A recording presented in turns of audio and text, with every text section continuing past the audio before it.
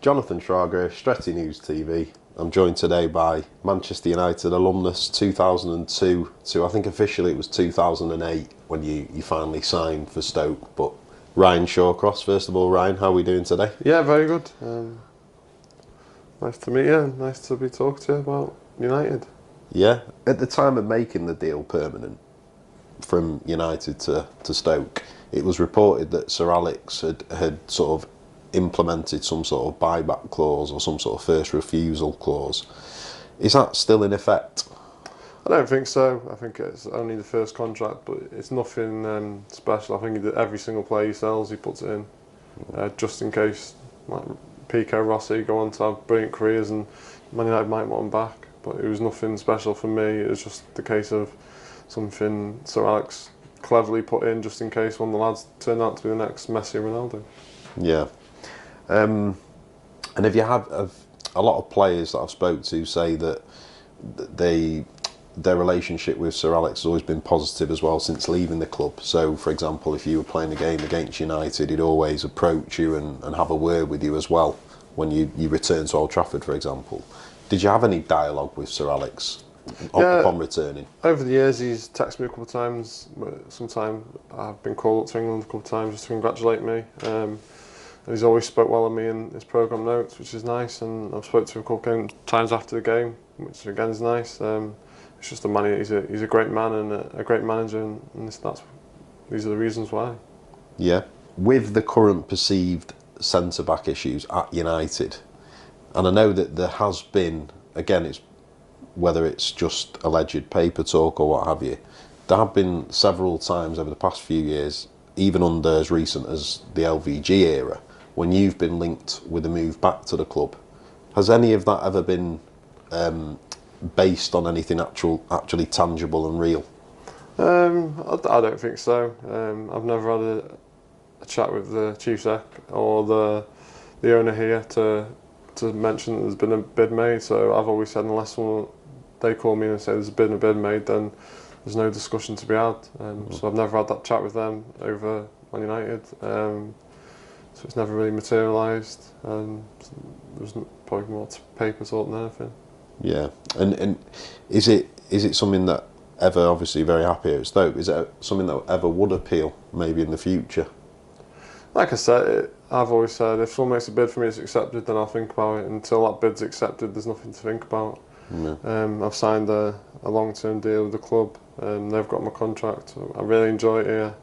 I've got a great rapport with the fans, with the owner. I'm captain. So there's a lot of things going for me staying at the club. Yeah. But like I said, if the club accept a bid, then that's when the decision has to be made.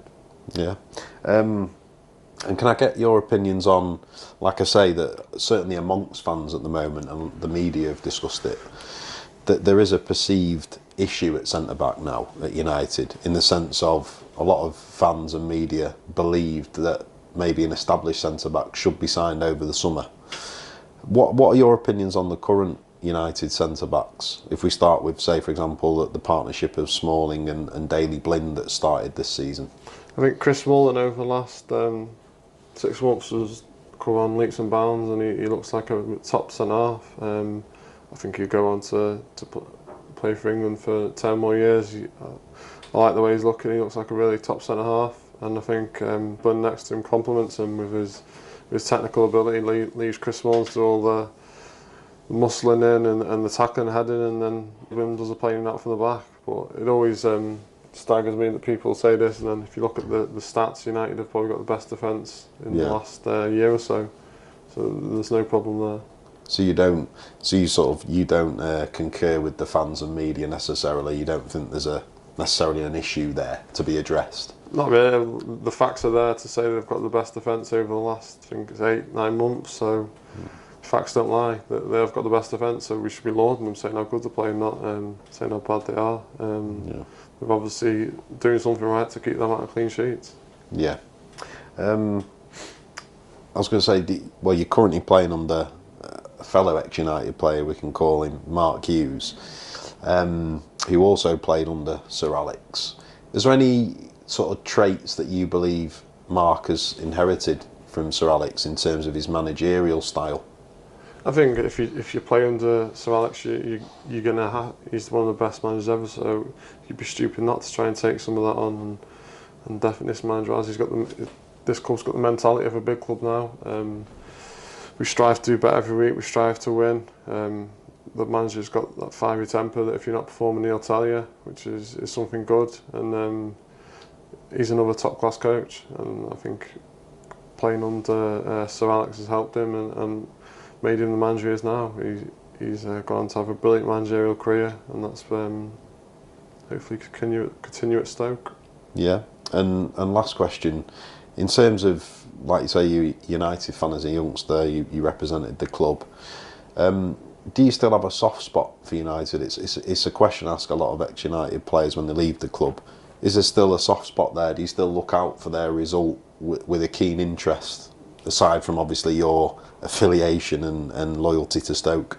Yeah, definitely. Obviously, I support Stoke just because I play for them. But Man United is definitely a team I support as well. I've got a young lad. I'm trying to get him to support United, but he's a Stoke fan for obvious reasons. But yeah, once my career finishes, the two teams I'll always watch out for are Stoke and Man United, just because the time I had, the good times I had with both of them, and hopefully when I retire, I'll be able to get up to Old Trafford to watch a few more games. And so for example, say if it's United and City or United and Chelsea, or pick another team in the title race, and it isn't United and Stoke, obviously the conflict of interest there, you'd be wholeheartedly vying for Stoke. Would you want United to win? Are you that much of a United? Yeah, it's obvious that you want United to win. Yeah, I'm a United fan. I've been a United fan since a kid. So whenever they're playing, it's not against Stoke. I want Stoke to win if we're playing them, but when United's playing, I want to win just because I'm a United fan. So, like I said, when I retire, the two teams I'll go and watch mostly are United and Stoke. Yeah, and what are you making of Van Gaal's current style? A lot of, I mean, obviously under Fergie, we're renowned for free-flowing, fan-friendly football, and some quarters have criticised us at the moment for being a bit more pedestrian, maybe focusing more on possession rather than entertaining football. How are you perceiving it as someone that just maybe watches United? All managers are different. All managers have different tactics. Obviously, Van Gaal's from Holland, so he's playing the Dutch way of total football, trying to keep the ball as much as he can and trying to have a lot more possession. Time will tell how his time at United will be perceived. I think this year is vital for them to at least have a go at the title. I don't think they'll win it, but they should be challenging. And then probably the year after that, they should definitely be massive challenges. With the money that the club gets in from commercial and all the different sides, they should be up there challenging for the title. So time will tell whether Van Gaal will be proven a shrewd manager or not. Yeah.